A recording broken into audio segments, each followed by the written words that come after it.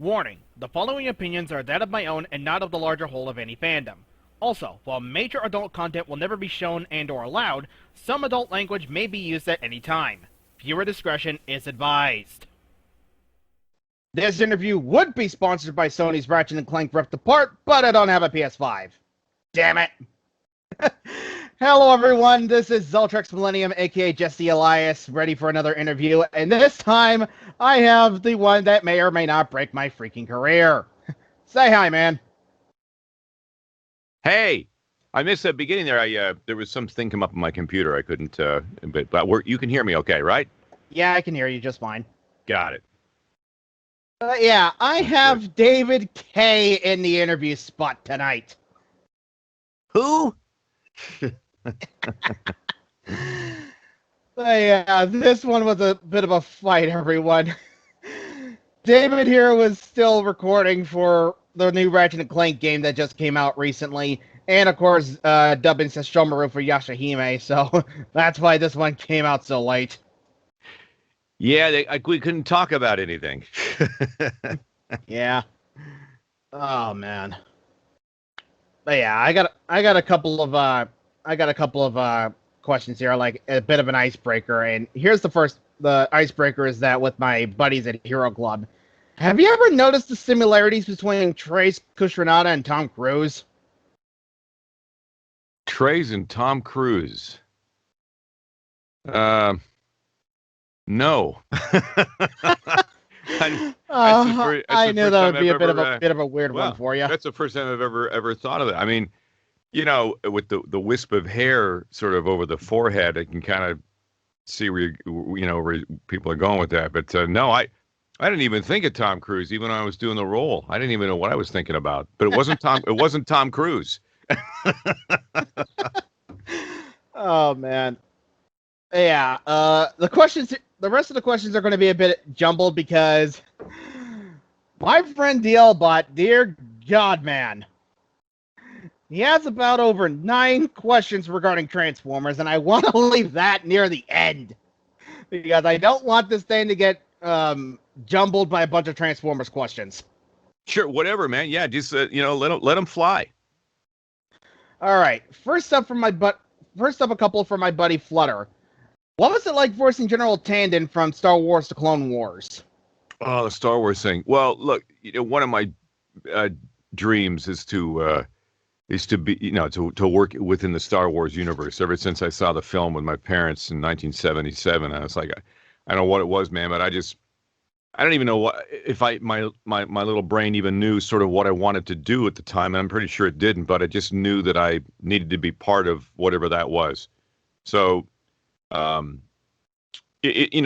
rarely got a chance to read for any of the parts for Star Wars, for the voices, and because I got it came out later on, but I did get a chance to work with Dave Filoni on that series. Had a nice little role in General Tandon. I desperately wanted to come back, and do something else on it because I just, love being in there with James Arnold Taylor, who's of course my partner in crime on Ratchet and Clank, and all the other folks that were in there. I mean, being a part of the Star Wars universe, I'll take any little part I can get, and it's one of my dreams to do, to a major role in live action stuff. Like you've seen The Mandalorian, have you? Have you seen The Mandalorian? Oh yeah, I've watched both seasons. I haven't started on the Bad Batch yet, which is actually really good.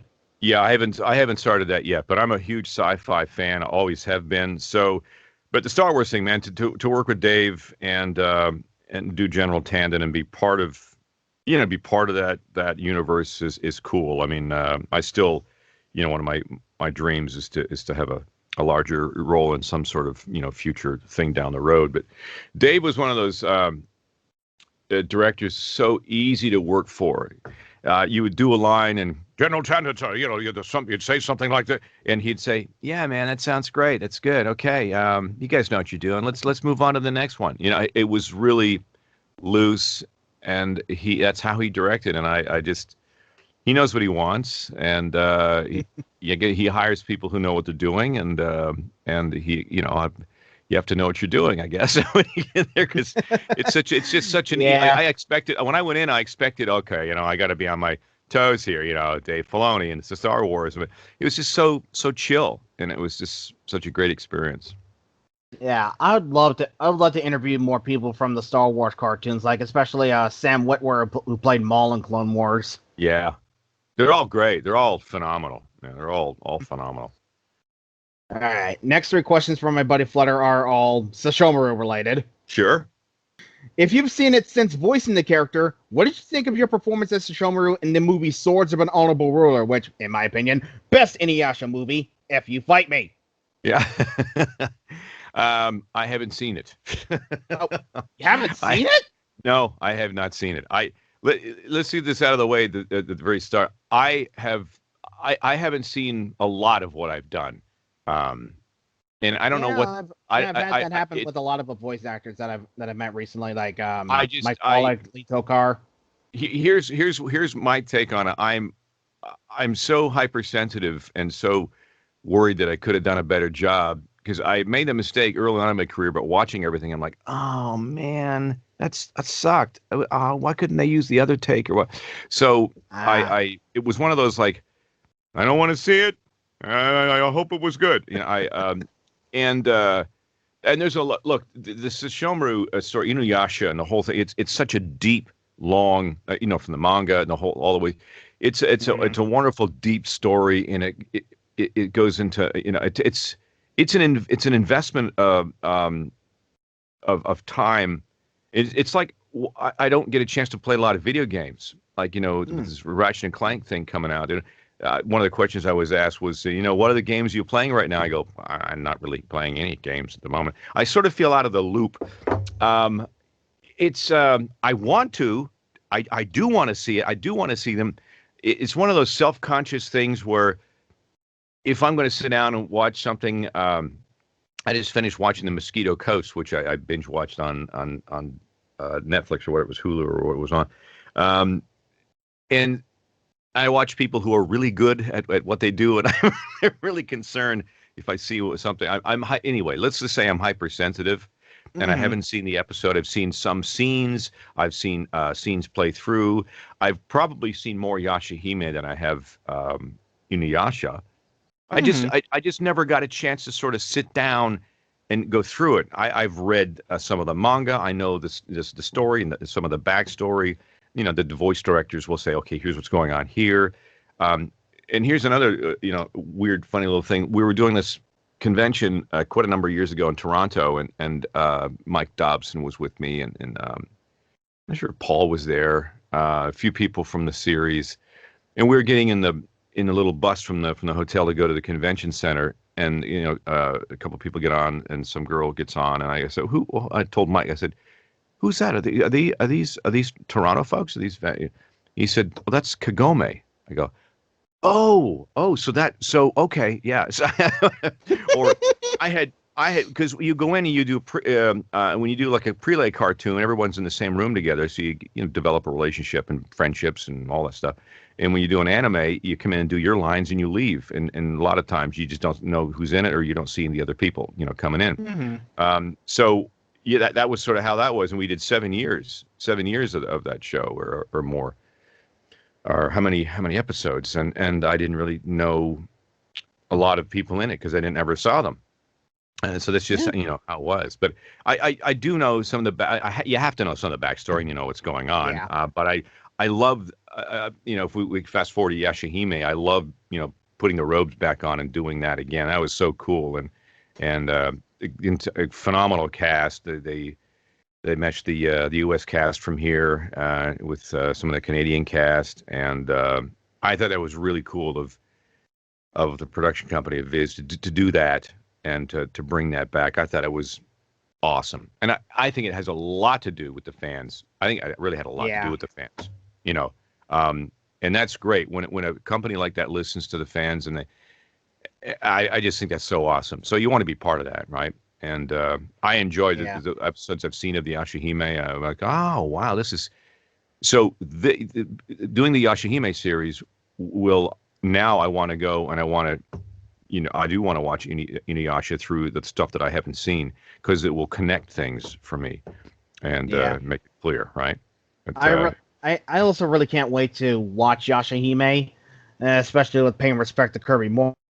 Rest in peace. That was tough, man. That was that was like a gut punch. That hit during the course of the pandemic and all the stuff, and every day, like there's just bad news. I got in the habit of not watching news or not reading news. I couldn't do it, and then I literally picked up I picked up Twitter one day and I went, okay, well, let's see what's going on, and I went, what the hell? Literally, it was like, are you kidding me? So that, they had a memorial Zoom for Kirby, and because I'd seen him the year before, he came down and hung out, and I put him up at our club, and he was in a convention, and we had dinner together. We had sushi up on top of the Intercontinental, the highest building, west of Mississippi, and we had a lot of laughs and stuff like that. Kirby is just a great guy. He was always our hero, and that memorial, when I could sort of see on Zoom some of the people, I've obviously lived in the U.S. and Los Angeles for many years, and have not seen some of my friends up in Vancouver for a long, long time. Some of them have gray hair, and I went, oh my God, so they have gray hair. Does that mean I'm old? I mean, I was, it's like, huh. It was one of those, like, it was a reality slap upside the head. When you lose someone that close in the community, and someone who I worked with when he started, and it's just, that was like, gut punch was a pretty, that was an understatement, man. It was, that was a tough one. And speaking of which, before I continue on with the third question, I am going to be dedicating this interview to one of my buddies, James Wood, aka Spade Ace. He tragically passed away yesterday. Oh man, it's when those things happen, it's just kind of, it's like being slapped upside the head and brought back to, oh yeah, right. Precious. It was a bit of a bad diabetic episode, which sucks. Yeah, it's anyway. Yeah. Yeah. Anyway, getting back on the Inuyasha track. Yeah. And this actually has a little bit of Yashahime in it. So Flutter asks, out of all the swords that Sesshomaru wield in both Inuyasha and Yashahime, which one of them would you want to have a replica of the most? Tessaiga, Tokijin, or Bakusaiga? Tensaiga. For sure. Oh, Tensaiga, nice. It was original. I mean, it was the original, so it was his father, right? Yeah, I mean, and it's the most powerful. It's the most can powerful bring people sword. back from the dead. Yeah, you can be. I think up to, what is it, 100 people? You can bring back to 100 souls, and you can fight.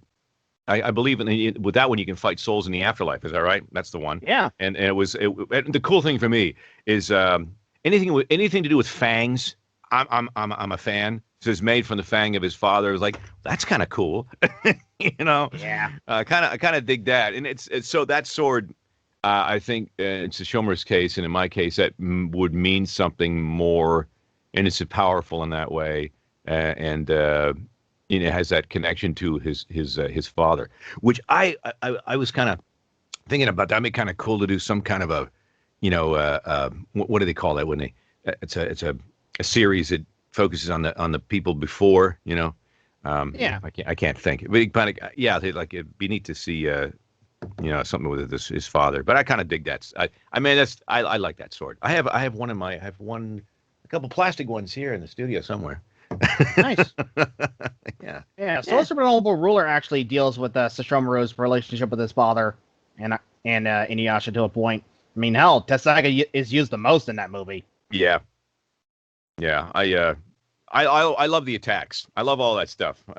Yeah. Speaking of which, the fourth question from Flutter is: out of all the attacks Sesshomaru has used, including the ones with his sword, which one's your favorite? Dragon Strike. Has to be Dragon Strike. Jockin, prepare for Dragon Strike. I mean, come on, can destroy any foe. Anyone I want, I can take them out. Well, that's Dragon Strike. Yeah. I mean, there's lots of other cool, but I let's go in for the big one, And another thing, I don't ask voice actors to pull off their character voices in the interviews because I don't think that's really right to do in an interview. And yet sometimes especially with Lee Tokar, every time when I ask him a question regarding any of his characters, like Covert Agent Ravage from Beast Wars. He just flips right into it. It's like, is this my Yeah. life right now? This is it's been my life forever. I hide behind my voices. Yeah, I got a couple of questions from my from the website I now work with, Hero Club, and a lot of it is really good behind the scenes info. Do you have any behind the scenes info regarding the dubbing for the two Fatal Fury OVAs in motion picture? Besides Wow, how you got the Fatal role for Fury. Jeff Bogart and Kim Kapswan. I apologize if I butchered that name. Yeah, no, that's exactly Fatal Fury, man. Yeah, that was like was that 94? The motion picture was 94.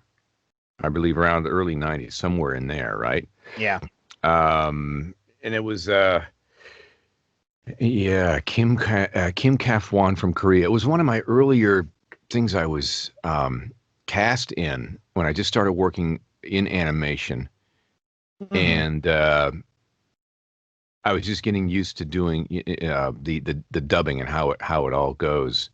I just remember I'm Kim Kafwan from Korea. I just remember seeing, and all the moves, all the special moves, I remember the sidekicks.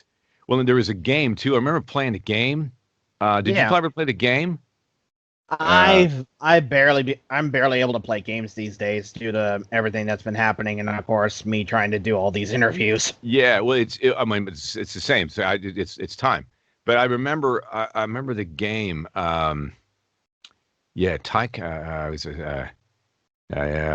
was a Taekwondo master from Korea. Gosh, that was a long time ago, man. That's a good question.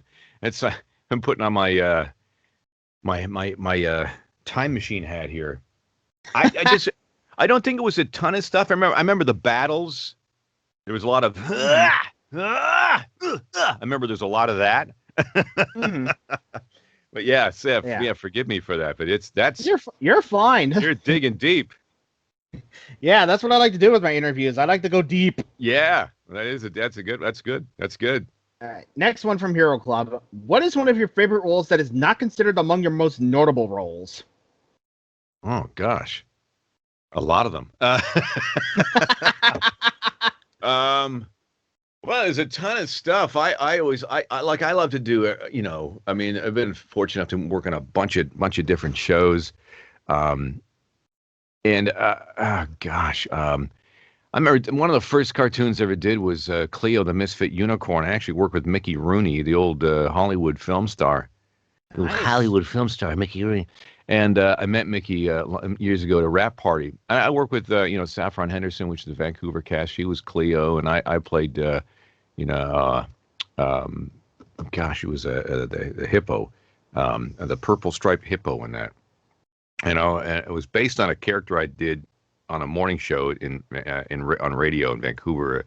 And the character was Cowboy Dick, and it was like, "Howdy, boys and girls, going to sing a song." And that was basically, the voice for my character back in Cleo, the Misfit Unicorn. I don't know if that's out there somewhere. And it was such a fun show. And there's a lot of cast in that started their careers, and people have no idea that. Cleo, the Misfit Unicorn. I want to look that up. But Nice. Gosh, what was the character I did? Let me see here. Cleo, the Misfit Unicorn. It was Saffron, Mickey Rooney, myself. Who else was it in there? It was a while ago. 97. I played Slim. Yeah, Slim. Oh, Cleo, that's not a good idea, Cleo. Oh, I wouldn't do that, Cleo. Cleo, come on. Yeah, we did that. It was done in Vancouver many years ago. But that was fun. Earlier series I did. And also, there's been a ton of stuff. But I did have a lot of fun doing characters in Ben 10 Omniverse. I know I played Ben, Grandpa Max in the latest Ben 10, who was great. I loved Grandpa because apparently I'm old enough now to play a grandpa. But that voice came from I was in second grade, and I used to get in trouble all the time for mimicking teachers or mimicking people. I was, bound and bent as going to be in the entertainment industry somehow, doing some cartoon or doing voices, because that's what I was doing my whole childhood and getting in trouble for it. Now I just get paid for it, which is kind of cool. And every voice actor you talk to will tell you the same thing. Yeah, I used to be a pain in the ass, but now I get paid for it. And I go, oh wow. So and that character, his voice is basically Mr. Rose, the janitor. Every time I get sent in the hallway, Mr. Rose be coming by, with the bucket and doing the mop and. What are you in for this time? And, the teacher thought I was making fun of her, but I was only making fun of my friend, and I got sent home. I said, you'll be all right. Just another 5 minutes, she'll let you back in. And that's Grandpa Max. Ben, damn it, Ben. What the Sam Hill, Ben? So I always like that. In a little-known character called Skurd, who was in the Omniverse series, which I really loved, and it's based on an old TV character from the Lost in Space. Doctor, what's his name? Doctor. He talked like this all the time. An old Hollywood actor. And that was Skurd, and I just had so much fun doing him. So yeah, there's a bunch of stuff out there that I really like doing. That but yeah, man, anybody who hires me to do something, I'm grateful. So yeah. Third one is what is the lesser known production that you've been in that you wish other people knew about? That's kind of the jeez, gosh, I don't know. I think I stumped them, folks. You did. I have to check here for 1 second. Just give me a second here. Because sometimes it's just so, I have no idea. Well, listen, I really loved X-Men Evolution. I know the off the top of my head. Yeah, that one. So that there was a lot of. It was great, and also Exo Squad going back, which was directed by Gordon Hunt, Helen Hunt's dad. He passed away a few years ago, and he was great. That was cool. Exo Squad and X-Men Evolution, and I played Professor X, and I just basically did this. There's an outtake somewhere that are, I don't know if even they exist, but boy, we had some fun outtakes in that show. And people would have a field day if they ever heard those. But yeah, that was good. And I had a chance to play some other characters on that. And I played against myself in one of the episodes, and Charles Xavier and Apocalypse. That was kind of fun. Yeah, that was actually one of the beginnings of my questions. Like, what kind of behind the scenes info do you have regarding X-Men Evolution and how it was going to continue if it wasn't canceled? Which, again, by the way, I loved you playing double duty as both Professor X and Apocalypse. Yeah, that was neat. A lot of great. Again, the cast in that was outstanding. Of course, Kirby was in that. Richard was in that, and there's a lot. Some folks have. One of the actors, so I can't remember his name, but he was my favorite. I knew he was going to go on to become something. He does a lot of television, a lot of movies. Mm-hmm. These days, what the heck's his name? He played. Oh boy, he's on. What's that show on? I'm sorry, I'm blanking here, man. You're fine. Let me just look. I mean, God, we had Scotty was in that. Scotty McNeil. Yeah, I definitely want to interview Scott McNeil. Yeah. Oh, yeah. Keep trying to chat with him on Facebook, and he has been seeing my messages. So yeah, that's an 8-hour conversation. Venus Terzo, Kirby was in it. Who was Megan Black? Who else? Oh yeah, Noel Fisher. Noel Fisher played Toad, and Noel Fisher I see him in all kinds of stuff. He is just a phenomenal actor. He's one of the Vancouver folks. He was in Teenage Mutant Ninja Turtles, and gosh, he's on Shameless, and he's just. I knew when we did that show. I knew Noel was so freaking good that this kid's going to go somewhere. That's the coolest thing about. A lot of us didn't. A lot of us, stayed in Vancouver, but myself included, and Noel and a bunch of people, we left. And I just, my calling was here. I needed to be here. Los Angeles is a weird place. And it's not many people have to come to LA to find themselves, but I had to do that. I had to, to get out and to come down and I wanted to be with I wanted to play in the National Hockey League. I wanted to play in Major League Baseball. I wanted to play in the big leagues. And I wanted to learn, and I wanted to just be here. That was just my personal thing. It's not everybody's personal thing, right? But but I see, Noel has done so well, and other people, Hildreth, Mark Hildreth, and gosh, there's a bunch of folks that have come down and done really well. But when I look back, those Vancouver days were precious. They were some of the most amazing, times of my life, and it was just so awesome to see, your friends, doing well. And I don't know, man. It's just it was so many great cartoons up there, and it really kicked off a lot of people's careers. So I'm just I'm just grateful for it. And you look back on IMDb and stuff, and you look back at the cast of some of the earlier cartoons I was in, and you go, oh my God, she's doing this, or oh my God, he's doing that, or these and that. That's where we all started, and I have nothing but just great things to say, and be so grateful to that city and the people that gave me a shot. It was awesome. Hey everyone, glad you enjoyed part 1 of this epic interview. Stay tuned for part 2 where we wrap things up with David Kaye.